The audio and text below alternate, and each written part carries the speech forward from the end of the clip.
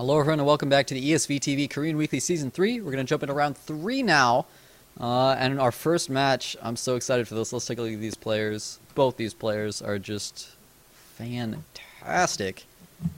Serrano and FXOGuMiHo here. So let's talk about both these players. First off, Serrano, the underdog here, for certain. He is much less known in the scene. In fact, he has apparently changed his ID to Value. But, interesting ID. Yeah, Diamond thinks it's such a bad idea that we're going to stick with Serrano anyways, and I tend to agree with him. Who was it, Artosis, I think, that made the comment, like, yeah, players always change their ideas because for some reason they don't actually want to accrue any fame at all. Yeah, like, exactly. I don't understand it. But in any case, Serrano, he's a player I've been trying to hype up a lot because as far as I understand it, maybe somebody else did it first on ladder or something, but as far as I understand it, the first person to ever use a Forge Expand PvT in an actual tournament. We saw him do that on Cloud Kingdom in one of our ESV TV matches, and it was a tentative Forge Expand. It wasn't like start out Forge Expand. It was like start out Nexus first, Gateway, and then once he saw Marines and SCVs coming towards his base, he dropped 2 cannons because he already had his Forge up to get early upgrades, and then was able to defend. It was really sick.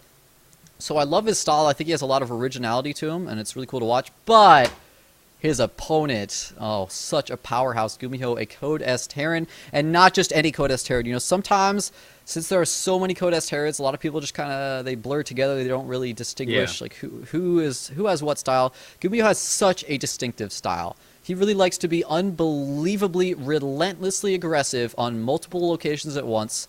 His APM is insane, and it's just ridiculous to watch, and it's so hard to play against. It's hard to defend at all places at once.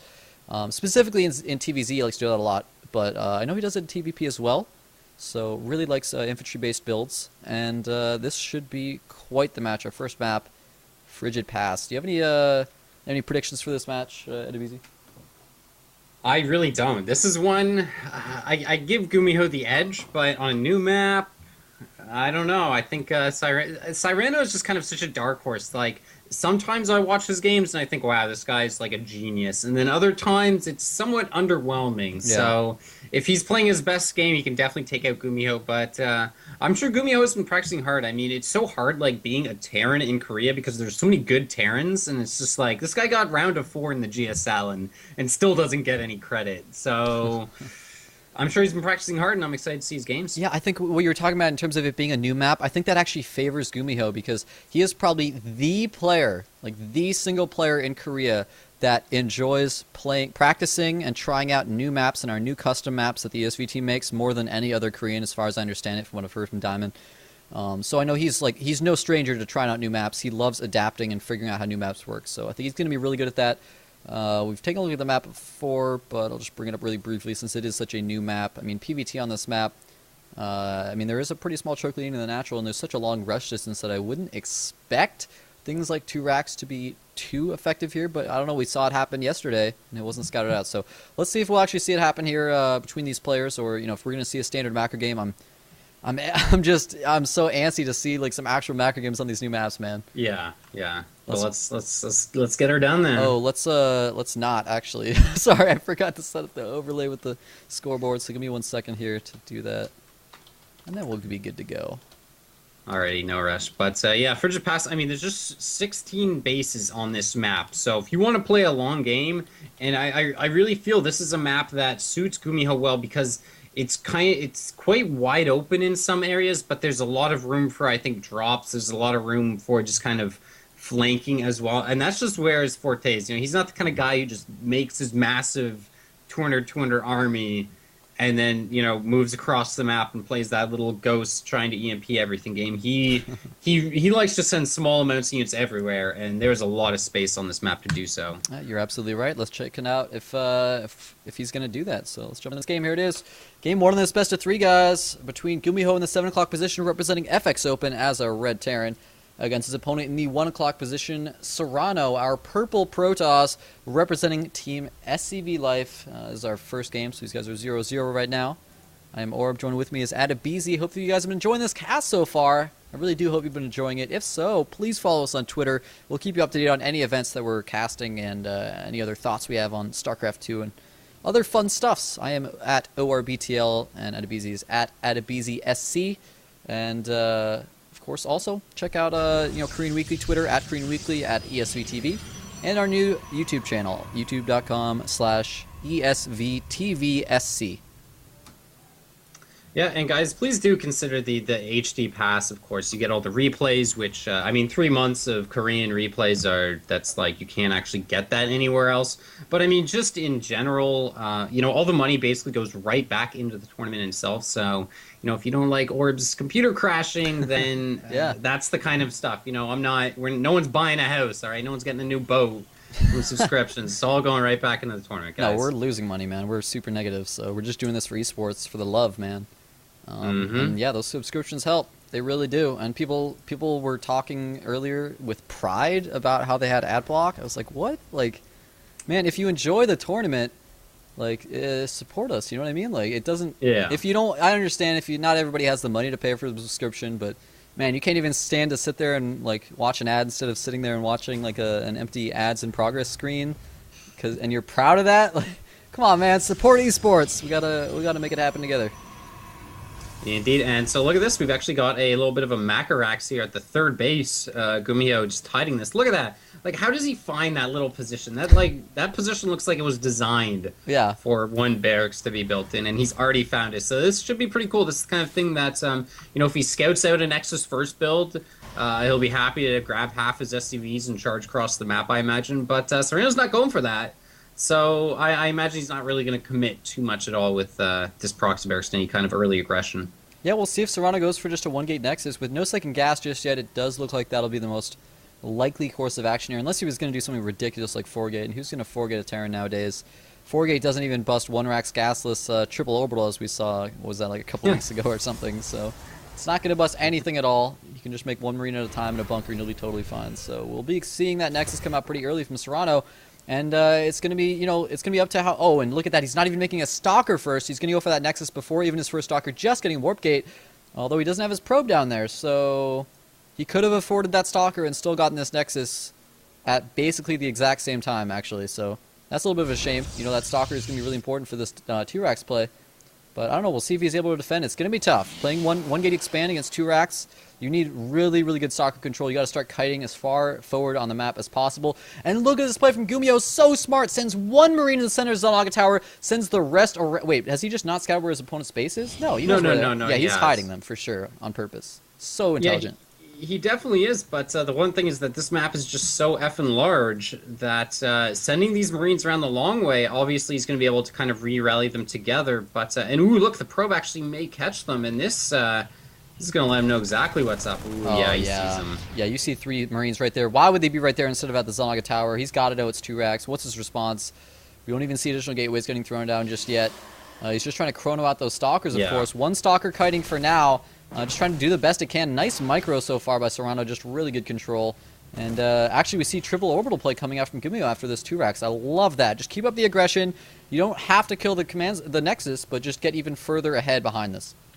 Yeah, and that's so smart on this map, too. I mean, like, the one thing that really kind of kills that is a 2-base Colossus timing. But walking across the map here with Colossus is just not going to be good. So... Just nice play, doing the 2-racks, getting yourself really established on the map, kind of getting your opponent to freak out a little bit. I would say delaying their attack, no doubt. You can see Serrano's still just mining on 1 gas only, so he's definitely, feeling the pressure here, a bit concerned about some kind of big attack, but of course that's not really going to come. It's not even just the delayed tech. I think one of the most important things that type of play does is it actually delays the probe production. You don't stop producing probes, but he had to throw all of his chrono into his Stalkers. And right now in PvT, in the current state of PvT, in order to catch up with Terrans and actually be even on them, you need to be throwing basically every chrono into your Nexuses. So the fact that he was unable to do that and instead had to spend them on Stalkers after his Nexus finished is just really going to hurt Serrano economically, especially against a Terran who's going to be triple muling and triple SCV producing in just a moment. Yeah, I mean, he's just looking great here. That command center is finishing right now, so he's going to have that triple SCV and triple mulage pretty soon. And his gas taken too, so we'll see. What I'm wondering about is when are we going to see the forges and the engineering base? How do these players want to fit those into the builds? Because once again, they're still kind of blind, like they just... Both of them, obviously, they know the opponent is basically on 2 base at this point, but that's really it. Yeah, and actually, look at GuMiHo's build. He's rushing 5 racks before his factory, even though he's going up to a 3rd gas right now. So he knows with his triple orbital, he's going to have so many minerals to spare that he can actually just pump out a ridiculous amount of Marines here. He is going ahead and getting that stim first rather than combat shields, and he's actually even adding on a reactor. How many Marines is he planning on making here, man? This double reactor. Ooh, 2. So he's going to have, what is this, 6 or 7 Marines at a time worth of production, or a Marauder if he wants to replace one of the Marines with a Marauder since he has a tech lab. No factories, so no early medevacs, no eBays just yet either, but with quad gas, I do expect to seeing both of those pretty soon here, and this could be really, really powerful. Just a lot of units, especially against this double forge play from Serrano that he's throwing down. You can just actually hit a really nice timing with a lot of Marines early on. Sometimes you can just pick off those sentries early on if the force fields aren't perfect, and it can just be a little bit too much damage for a Protoss player to take early on. Yeah, we'll see. The factory, like you said, still no engineering base here, so he should attack, I guess. I mean, it's so tricky. He hasn't opted to throw down any scans at all, so he's still very much, in the dark here. And so if any kind of Colossus attack was coming, the Vikings would be obviously very, very, very delayed here. But he's just kind of focused on that triple orbital, just staying low tech here. And this is kind of a style that people have been talking about a lot, just really massing up on the bio. Artosis talks about this in relation, it's something that the Brood War players, they say, like to do, that whole shebang, just really macroing up. But if he doesn't start getting aggressive soon, the upgrade advantage is just going to be such a big deficit. Yeah, that's absolutely true. I love this play by GuMiHo. He saw a probe come from the left side of his base, and he immediately sends one Marauder to go check, and he finds the pylon. Such a big deal taking out that forward pylon at this stage of the game. You can just prevent counterattacks later on. Whoa, Serrano. Oh, I'm so scared for him right now. Is this not, yet again, another situation of just trying to do too much at once? He's not only trying to get Blink, he's not only trying to go double upgrades, but he's trying to take a 3rd against a Terran who he saw with his Observer has late medevacs and went quick 5 racks with no upgrades. Like, he's got to know that he's going to be up against a ridiculous number of units coming towards him. I don't know how he's planning on defending against this when, his additional gateways are just now being added. Blink's clearly not going to be done. He doesn't have Charge or Archons or any of that. And his upgrades aren't going to help him out yet either. This seems like such a crazy move for Serrano, but if he pulls this off, he'll have such an insane lead. Yeah, I mean, he does have a lot of observers out on the map, and there's still one stalker at the bottom of that ramp. So if he can just know where that army is at all times and get the force fields off, he should be okay. But once again, now you can see all the stalkers going into the main base, so he's worried about drops as well. And this is what makes it pretty tricky. This map is so big that, this 3rd base, it's still spread pretty far, so it's a lot of ground to cover, like you say. And it looks like GuMiHo has added his double eBay behind this, but he may have just waited too long, man. I don't know why he just sat there with his whole army in the middle of the map. Reinforcements finally arriving, but for the most part, he didn't just have them streaming along reinforcing, so he kind of just waited and allowed Serrano to get 1-1 there with no scans to check for if he had double forge or anything like that, and now Blink's done as well, so GuMiHo may have just missed his timing, and if he just allows Serrano to take 3 bases like this with such a big upgrade advantage, that's really going to hurt him later on in the game. But certainly the aggression is not over. He still has the opportunity to be really aggressive here, and with all these stalkers in the upper ground from Serrano, I mean, he'll have to just blink those down. They won't actually be able to be aggressive. It looks like we're going to see a double drop from GuMiHo, though, but the stalkers will be able to easily deny that. He turns away immediately. Nice reaction times. You do not want to lose those medevacs to Blink. And we'll see what he wants to do. He actually scans the high ground, may try and unload these units, but Serrano, of course, aware of that, pulls the stalkers back, and this will just get deflected here. And 2-2 now on the way. And with Chrono Boost, he can basically close that gap, and so he should pretty much have a solid 1-1, one attack and one armor upgrade advantage on his opponent all the way through here. So he's definitely in a good spot here. And then he also goes ahead, throws down the robotic space, so he can just keep teching up and just play the macro game, work towards that very, very scary maxed out Protoss army. Excellent play. Just really getting everything he needs right now. I mean, you could make the argument that Templar might be better in this position than Colossi, but certainly either one is going to work out pretty well here. You just really, really need that splash damage in there. I mean, Templar may get a little bit easier to defend against drops, but he's got Blink Stalkers, and he's just really, really confident in terms of splitting up his Stalker. And he's got 8 Stalkers actually waiting in his main, not even just 6. With his upgrade advantage, I mean, you don't even need 6 to be able to 2-shot those medevacs. Maybe you'll be able to, like, I don't know, 1-shot them with AWS plus 3. I wish I knew that exact number amount. But GuMiHo's going for it. A big stim on his entire army there that doesn't actually get anything. Great force fields from Serrano. It ends up being a totally wasted stim. But he does have medevacs. It just means that that's a lot less energy he has later on. Yeah, his 1-1 is done now too, so he's got this very brief window here, about 30 in-game seconds left, where he's on par with upgrades. And that was a lot of force fields there, and he may not have enough, and we'll see here. Charge is done, of course, so he's going to go ahead here. Nice force fields, cutting this army right in half, and if he can just clean up what's in front, he should be able to hold on here, but this bio with so many medevacs is just doing so much damage. I love that micro by GuMiHo. He stimmed his Marauders first to get them in front, had his Marines all in back there. Really, really nice, but the upgrade advantage has kicked in here for Serrano, and it might just be a little bit too much for GuMiHo here. I mean, he's still engaging. He's engaging into almost pure Stalker. Meanwhile, some forces are just trying to go for some probes at the third there. GuMiHo's going to be forced to fall back, and he really just doesn't want to lose those medevacs. That's the problem. If he had lost all the infantry but had pulled back his medevacs midway through the fight, he would have been fine, because he has a fourth behind this. But the fact that he lost all those medevacs is really going to hurt him right now, especially since Colossi are coming out. This is just a situation we see so often where it's like, all right, the Terran just lost all his medevacs. What's he going to do? Rebuild medevacs, and he's not going to have Vikings for the Colossi. You basically just have to drop a second starport. Does he have that yet? I see another reactor going now. Okay, good. He's got a second starport. He'll be able to produce Vikings and medevacs, and he's going to be able to go take that fourth base as well. GuMiHo certainly not in a bad position. He also has Ghost Tech already, pretty much established. And something else very clutch that I didn't catch, I'm not sure if you did, GuMiHo actually picked off the Twilight Council, so that's now getting rebuilt. Oh, wow. How did And that happened, I have no idea how that happened. I was trying to think, like, where did he even build the first one, but it was either more way, the Robo and the Natural. That's why I'm like, how did units even get there? Like, yeah, that's super bizarre. Maybe, oh, you know what, did a Colossus get walled? I don't know, maybe we'll have to go and watch the replay. Something got walled in, That's but possible. either way, that delays his 3-3, and so the upgrade gap is not quite going to be what it was. So this game definitely very, very tight here. We got 68 probes to 70, or 72 probes to 68 SCVs. oh, nice. I mean, having a couple probes over is always nice, but he's got to do something about that mule advantage, of course, that GuMiHo has. Serrano really doesn't put on that much pressure of his own this game. He's really just been playing quite defensively, which is okay in PvT. You can do that.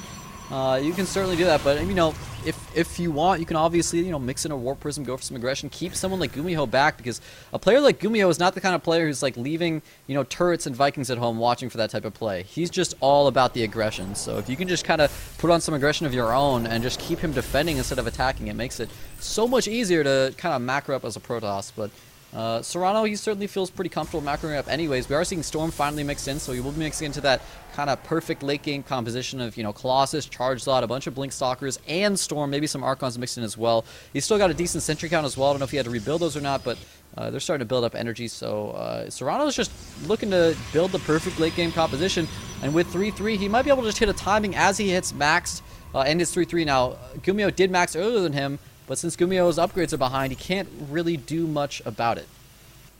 Yeah, I mean, does he want to go now? He's maxed it. It's kind of a hard spot, there's a lot of things you can do. It's kind of like you can throw down 3 more command centers and really play the super long game, or you can just kind of start trading. He really hasn't been doing much in terms of drops either. There is an observer patrolling at the north center of the map too to catch that, and then of course units just kind of strewn about too. Both these guys are really aware of how big this map is and trying to keep as much vision ever. And look at that, actually a scan going down. Gonna go ahead and pick off that observer, and then I think he killed 2 Marines there. That's kind of sad. So, did you see that? Oh yeah, what is he actually doing? Killing a Viking too? So, What is he? I don't understand why he would kill a Viking, especially when he's got more in production. But I think you're ahead of me. Sorry. Oh god, I am ahead of you. That's all right. Yeah, my computer's lagging on this huge winter map, but we see an engagement over here from GuMiHo, yet again just trying to use some multi-pronged aggression. A couple Marines going over to that base. Serrano doesn't know what to do with his army. He sees the main army coming, and he's just, what is he, just going to sacrifice that base? Didn't even send a couple units to deal with it, just bringing his entire army over to deal with this main army. So just GuMiHo posturing here, not even attacking, has basically allowed this force over on the left to do quite a bit of damage. Now Zealots are dealing with it for the most part. But I believe okay, only 4 workers killed. Not the biggest of deals. Neither of these players really want to engage, because in PvT, if you have a big engagement and one person's army just ends up getting like rolled over, the game's just over. You can't really reproduce quick enough to actually continue the game. Yeah, I mean, it's just so hard, and you can see he's actually walking all the way back home. So he just doesn't want to decide the game in one engagement that he doesn't feel too comfortable with. He's now actually got ghosts on the way, so maybe that's what he was making some room for. His 3-3 and his plus 2 flyer attacks just finishing now too. Nukes on the way here, so this is this is kind of what the map here was designed for, just Yeah. pushing the limits of what a macro game can be. Yeah, and 3-3 is finally done for him, so he really didn't want to engage before that, but I just find it shocking he was willing to kill his own units. GuMiHo is not one to do that kind of thing. He's one to, oh, okay, I need to get rid of some units, better go attack with them, you know, Yeah. instead of just killing them yourself. He's usually so good about that relentless aggression, but looks like just a couple zealots over on the side of the map to get picked off there. Just a little bit of scouting and aggression that Serrano's trying to, you know, keep track of how many bases his opponent has. He doesn't have an observer on that side of the map, so he really has no idea, you know, how quickly is GuMiHo really engaging here. A couple of Marauders going for a Templar over on the right side of the map. They do pick it off. Just going for a cannon right now. They will be picked off, but, you know, nice. Killing off a Templar is always nice. I mean, obviously the Protoss, both players are going to be starting to build up a bank here, but any bit of cost efficiency is just always nice if you can trade minerals for gas. Exactly, and that's just making more room for more ghosts and a couple more Vikings too. Now let's take a look lot of here. ghosts, dude. Oh my god. Yeah, he's got 15 and more in production, so that is a pretty beefy amount of ghosts. Though they're not quite as good as they used to be with the nerf snipe against zealots. They used to be good. You know, it's like you make 25 of them and just kind of snipe zealots for days. Not quite the same, but still pretty good. It's also something you do against a really big charged out Archon composition, but Serrano actually only has 10 zealots. He's actually mostly like stalkers. I mean, he does have 5 Archons, so the EMPs will be great for that. But I guess it's gonna come out of control as it always does in PvT, man. Like once you get to this point in the game, the rest of the game is like, oh, okay, well we all worked up to this point in the game. Now it's just like, are you gonna land your EMPs? Are you gonna land your feedbacks and your storms? Or he's just gonna use nukes? Oh, look at this positioning! GuMiHo using the map so well behind the rocks, but it looks like an observer will be able to take that out. Colossus should be able to target. What? No, he didn't target it. He's afraid of the nuke coming down, and he just leaves. Actually takes some damage on his army during that as well. Meanwhile, DT is going into the third base of GuMiHo right now. Is there one in the fourth as well? It's so hard to see the dots on the minimap, man. Yeah, it doesn't look like any in the fourth. And honestly, losing some SCVs here is actually going to be pretty good. In this kind of situation, going down to like even 30 SCVs is something a Terran player is going to want to consider. Because you just need such a massive army. Because if you don't win that battle, and then all of a sudden the Protoss player warps in like 30 zealots at once, you just are kind of screwed. So the bigger the army, the better. There's another DT getting picked off by the main army. And how many ghosts does he have now? 18 ghosts. Wow, that is ridiculous, man. That many ghosts. We even have Gravitic boosters finally being added because Serrano knows he has that many ghosts and they can cloak, and he has a lot of Vikings. So he can just scan, pick off observers immediately. He needs that observer speed. I'm sure he wishes there was an observer range upgrade like there was in Brood War. Sensor tower really going to help out GuMiHo with his center control. I love it, even if he's not holding Zalnaga tower. And he's just staying in an arc around this. So, you know, it's like this positioning. If Serrano tries to come through this area where the Zalnaga tower is, he will absolutely lose the engagement with GuMiHo having an arc there. So GuMiHo is playing very patiently, which is not usually something we see him do. He doesn't really want to let Serrano start advancing towards his side of the map, though, and taking more expansions like this. I love the factory to deny it, but he really needs to deny this this fifth base that Serrano's trying to take, or at least take a fifth of his own while these extra orbitals. Yeah, definitely. We do have 3 nukes in production as well, so he may just start trying to like slowly push up with nukes. He does actually drop a scan, sees that base, so that base is not going to be getting up. But still, I mean, it's more about engagements than income right now. And ooh. Well, that might have been a scary engagement right there. DT trying to go over there. Nice, he does scan. Again, pick that off. One of the advantages of having a billion orbitals. I love all these Ghost Academies, man. Nukes are the wave of the future in TvP. In fact, I don't know why they haven't been used like since forever. You know, in Brood War they cost a ridiculous amount, including like 8 food, I believe it was. Yeah. 8 supply. Now they cost 0 supply. They only cost 100, and ghosts are so much better than they were in Brood War. So nice snipes going off, but nice feedbacks as well from Serrano. So kind of just trading units there. But ghosts are the best way to break a position where the Protoss is just like, nah, I'm just going to hold this ramp and you can't break it. All right, use a nuke, and then it's like, if the Protoss tries to move forward, take out the nuke, then you can engage with your main army, and they can't really afford to do that. Speaking of nukes, one nuke going down at the bottom right, actually. Maybe it will clean up pretty much all these cannons. And Templar. You don't want to lose those Templar. One Templar does live with 5 HP. Man, that guy's got to have radiation poisoning or something going on right now. He's got to get some clean water from Fallout or something, but that's going to be pretty painful. He doesn't lose the Nexus, but losing all the cannons just opens it up to be, you know, aggressed upon. And GuMiHo starting to move forward. Serrano posturing around to try to get into a good position to engage into this. He might get choked up by his own SimCity here, though, if GuMiHo chooses to engage. An excellent nuke positioning here. Stalker's trying to pick off the Vikings, but he doesn't have an observer to pick off this cloaked ghost. GuMiHo is playing so intelligent right now. Oh my god, these Templar are moving right into the nuke. Does he not see it? Okay, good. He's not moving out. Oh my god, Serrano, your Templar right now. Oh my god, he loses 2 Templar to that nuke, and he's going to lose this base as well. Yeah, very nice play there. I mean, that is one of the primary bases. The main obviously mined out, the natural mined out, the fourth not quite so, but he's just kind of drawn a big wedge between the mining bases here. And it looks like Serrano actually just moving his entire army across the map here. But does he want to try and attack? I'm not sure what he's doing. He's got to be very careful. If the Terran gets a nice concave set up, it may just be downright impossible to engage. So many Archons. If he just gets blanket EMP, those Archons die like nothing. I don't know. It's so weird to put in that many Archons when you know your opponent has such an... What the hell, man? He's got 25 ghosts. 25 ghosts here with this army. 28 on the map in total, but 25 with his main army. That is disgusting. Like, Archons are going to be 100% useless for you against this many ghosts. I feel like he needs like 8 Colossi or something, but there's so many Vikings as well. I don't even know what to say to him, man. +3 on the Vikings as well. There's the cloak on the ghost. EMP is going down. Are there going to be enough EMPs though? These ghosts are so stacked up. There we go. He's finally starting to spread them out. My computer's lagging like hell, but all of the Archons melt. The Colossi melt as well. The entire Protoss army is getting absolutely demolished, and GuMiHo is just steamrolling his way through this game. Yeah, and even though he's got 3,600 minerals in the bank, it just does not matter. There's about 1 billion gateways here, but he's not even going to bother warping anything in, and GG, wow. Yeah, and, man, who says PvT late game is impossible for the Terran, man? GuMiHo is so freaking good. I can't... 28 ghosts in total?